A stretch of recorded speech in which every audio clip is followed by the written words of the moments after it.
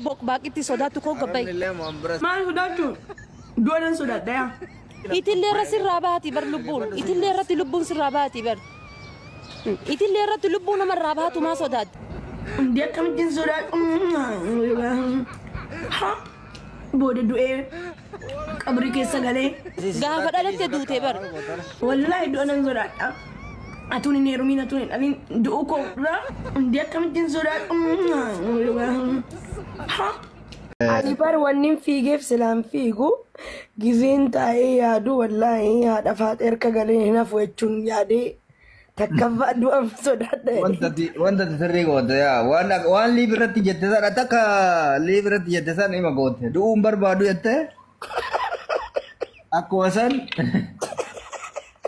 Akkana naan jedhanii komantii dhufanii sodaattu hubatee haa sodaattu jennaan Oromoo waan du'uun barbaadu hin jedheen. Obboleessa kiyya waggaa 15 agarreen jedheen dhiifama naa godha andu'an sodaadha addunyaa kanarraan jedheen. Liibii akkam goote gachifatte moo maal goote? Hin beeku akka inni seen hin beeku noo daataan kiyya fiidide. Akkam ta'e mee taa'anii jala taa'ee ilaalaa jira mee tafatee jalan. Meeti mee eessa jirti? Eessa jirti namni hin jira jettan sun jettee tiriin kaameraa garaagaraa qabdi. Osuma akkana jettu tama takka tuftaf jette argina. Waan baata jeeyaa. Waan gisee san ta'e irraa nutti fatee amma osoma ati yaadiin jira mere namni miidiyaa irratti silaa waliin arginu modoo maal jettu sarpiraayis taate nutti. Wallaa duman atuma meetu jedhu dhaggaa guddaa Dhagaa guddaa tokko duratti argite akkanatti as deemu. Dhagaan guddaan luka koo jala loo'ee dhufee beektaa. Odoo isiin argin dhagaa argiteedha. Wallaa haadha faatee I love you jedhaan fiigee. Inni haadha faatee na mararteetti dheetan. Suma dhugumaanatti amararteetti erga akaa guddaa kana daddarbattee dheetan lubbuu na baasi jedhee fiigee. Ara silaa na qabdeemma qaatam silaa saatii kana awwaalameen jira.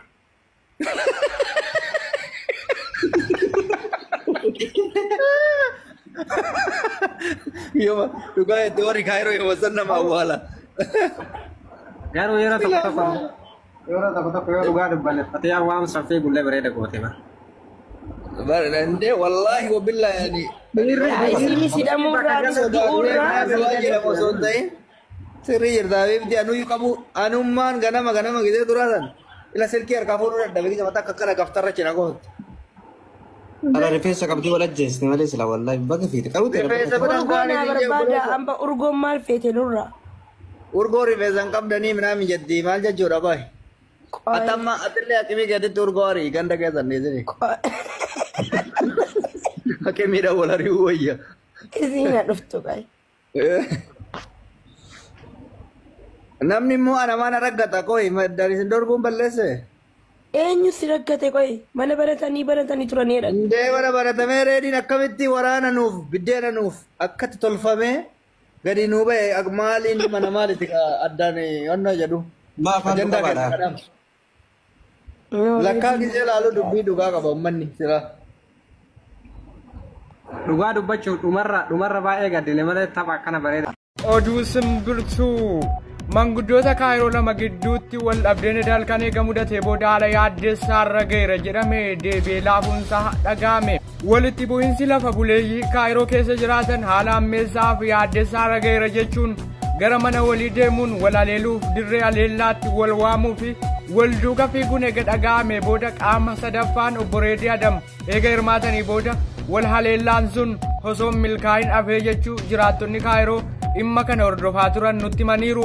Manguddoonni yookaan lafa buleeyyiin jireenya irraa abdii kutataa jiran kun gara wal waraansaatti ka darban haala ammeessaa keessa turaniiru.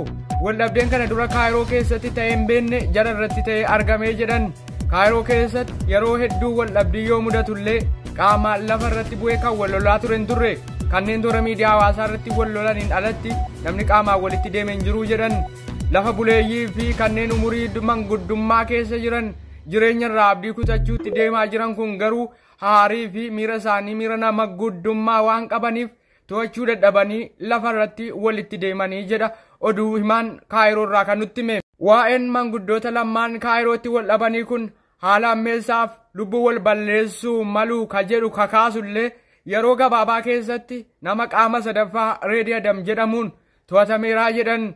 Ganamarraa naannoo sa'aatii tokko Itoophiyaatti siqu keessatti haati Faaxee namni jedhamtu Fatihaa Mujaahid irratti haleellaa banuuf gara mana jireenya ishee imaltee turtee jedhu jiraattonni Kaayiroo irraa nutti himan.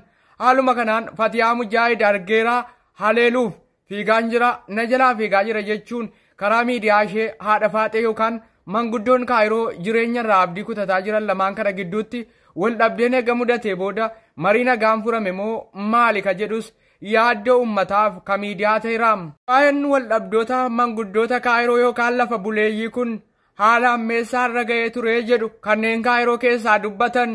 Wal dhabdeen jiraa kun kan nama ajaa'ibu keessaa meeshaalee qara qaban kanneen sagalee hin qabne qabatanii walitti adeemaa turanii jedhan oduu himaan Kaayiroo irraa ka gabaase. Waa'ee wal dhabdee manguddoota umurii 40moota keessa jiran kanaa baay'ee yaaddessaa ture jedhan. Garuu haala sana xumuruuf qaamni sadaffaa namni Reedii Adam jedhamu hirmaatee ture. Garuu waan kana xumuruuf guutummaatti ulfaatullee haala laaffisuu irra ga'eeraa jedha Reedii Adam qaama sadaffaa ta'uun Kaayiroo keessatti hirmaate. Lafa buleeyyiin kun waldoorsisa hamaaf warreebicha akkasumas meeshaalee sagalee hin qabneen lubbuu walii balleessuuf adeemaa turan. Umurii nama guddummaa keessatti umurii isaanii muraasaaf ta'e keessatti wal galaafachuu maaliif barbaachise jechuun namoonni garaagaraa tokkos dubbataa turan. Itti gaafatamaa waliigalaaf dhaabbata burjaajii Kaayiroo ta'uun kanneen hojjetaa jiran Dr. Raasiliitti waa'ee walitti bu'iinsa kanaa maali jechuuf gaafachuuf bilbila isaanii irratti yoo bilbillu bilbilli isaanii akka cufaa ta'e nutti himu. Irra deddeebiin dawwallus bilbila isaanii argachuu hin dandeenye. Yeroo itti gaafatamaa waliigalaaf dhimma burjaajii Kaayiroo irratti hoggansa ka qaban Dr. Raasilii argannetti kan qabannee dhiyaannu ta'a. Burjaajiin Kaayiroo keessatti dhalate garuu edda osoo lubbuun balleessin osoo dhiiga dhangalaasin haala tokkoof tasgabbaa'eeraa jedhan.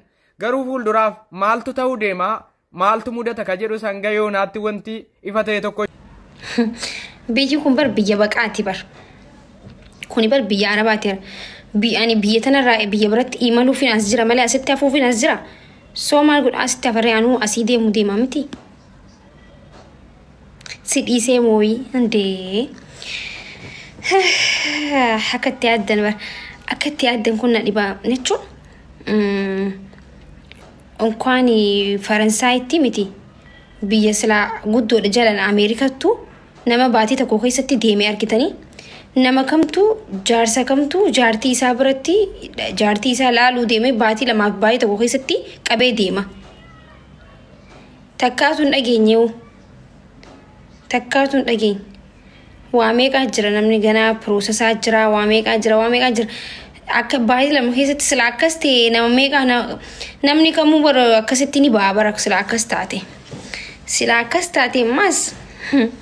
Namni kamuu ni deemamu biyya tana maal godhaa taa'ettanii tas nama hedduu asii jaarsi kan biyya Ameerikaa jiru as jiru jira kan Asturaaliyaa Kaanadaa jiru as jiru jira kan ilmoo asii qabatanii taa'antu jira.